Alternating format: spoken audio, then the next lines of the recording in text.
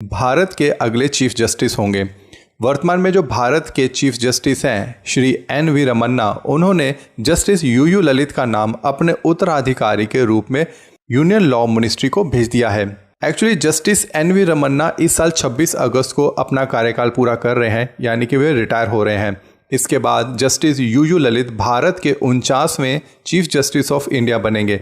इनका यह कार्यकाल केवल 74 दिनों का ही रहेगा और 8 नवंबर 2022 को ये रिटायर भी हो जाएंगे, क्योंकि जैसा कि आपने इंडियन पॉलिटी की बुक्स में पढ़ा ही होगा कि चीफ जस्टिस ऑफ इंडिया और बाकी के सुप्रीम कोर्ट के जजों की रिटायरमेंट एज 65 वर्ष की होती है और हाई कोर्ट के जजेस की अगर बात करें तो उनकी रिटायरमेंट एज 62 साल की होती है।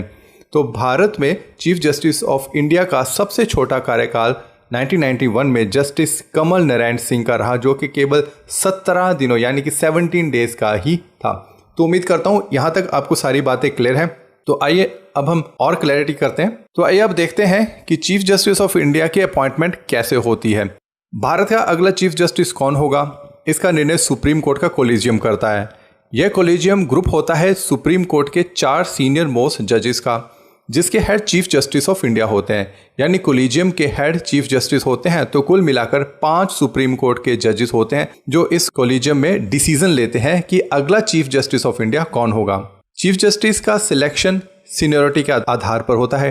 कोलिजियम सिस्टम सुप्रीम कोर्ट द्वारा सेकंड जजेस केस 1993 में शुरू किया गया था। Union ministry of law and justice सही समय आने पर जाने वाले चीफ जस्टिस से सिफारिश मांगती है कि वे रेकमेंड करें कि आपका अगला उत्तराधिकारी कौन होगा। इसके बाद जो चीफ जस्टिस ऑफ इंडिया होते हैं वो रिकमेंडेशन प्राप्त हो जाता है, तो union ministry of law and justice उस रिकमेंडेशन को प्राइम मिनिस्टर के आगे रख देते हैं। इसके बाद प्राइम मिनिस्टर प्रेसिडेंट को एडवाइस करते हैं कि सर आप अनुच्छेद 124 के क्लॉज 2 के अंतर्गत अपनी शक्ति का प्रयोग करके, जिसमें कहा गया है कि भारत का एक चीफ जस्टिस होगा, आप चीफ जस्टिस ऑफ इंडिया की नियुक्ति करने की कृपा करें। तो दोस्तों इसके बाद प्रेसिडेंट नियुक्ति वारंट पर हस्ताक्षर करते हैं और चीफ जस्टिस की नियुक्ति हो जाती है। यह एक बिल्कुल सिंपल सा प्रोसीजर। अब आपके मन में एक सवाल आना तो पक्का है, और वो सवाल ये है कि जस्टिस की नियुक्ति केवल सीनियरिटी के बेस पर होती है या कुछ और बातों का भी ध्यान रखा जाता है। जी हाँ, कुछ और बातों का भी ध्यान रखा जाता है। जिन जज की सिफारिश अगले चीफ जस्टिस ऑफ इंडिया के लिए आई है, क्या उन पर कभी किसी प्रकार का आरोप तो नहीं लगा है, यानी अपने पद का कोई दुरुपयोग ना किया हो या कोई विवादित फैसला ना दिया हो। यह सारा बैकग्राउंड चेक किया जाता है। ठीक है, तो यहाँ तक सारी हमको बात अब क्लियर हो गई है। तो अब हम बात करते हैं जस्टिस यू ललित के बारे में, जो हमारे देश के अगले चीफ जस्टिस ऑफ इंडिया होने वाले हैं। जस्टिस यू ललित यानी कि उदय उमेश ललित भारत के 49वें चीफ जस्टिस होंगे।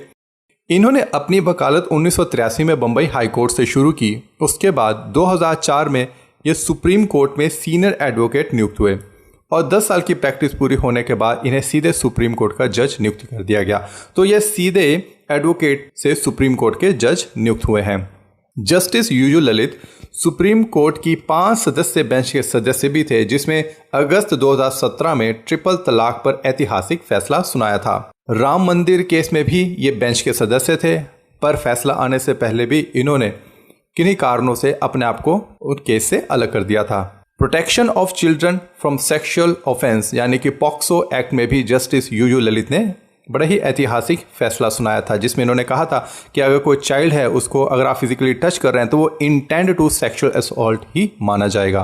पिछले साल जून 2021 में justice U Lalit national legal services authority के एग्जीक्यूटिव चेयरपर्सन भी बने और उन्होंने उस समय टेक्नोलॉजी के इस्तेमाल पर बहुत जोर दिया। सो दोस्तों कुल मिला के सारांश ये है कि 27 अगस्त को भारत को नए चीफ जस्टिस मिलने वाले हैं, जस्टिस यू ललित, जो 49वें चीफ जस्टिस होंगे और वो 74 दिनों तक भारत के चीफ जस्टिस रहेंगे। तो आशा करता हूं आपको इस वीडियो की इन्फॉर्मेशन अच्छी लगेगी और एग्जाम पॉइंट ऑफ व्यू से ये काफ़ी इंपॉर्टेंट है। अगले वीडियो में जल्दी आपसे मुलाकात होगी। धन्यवाद।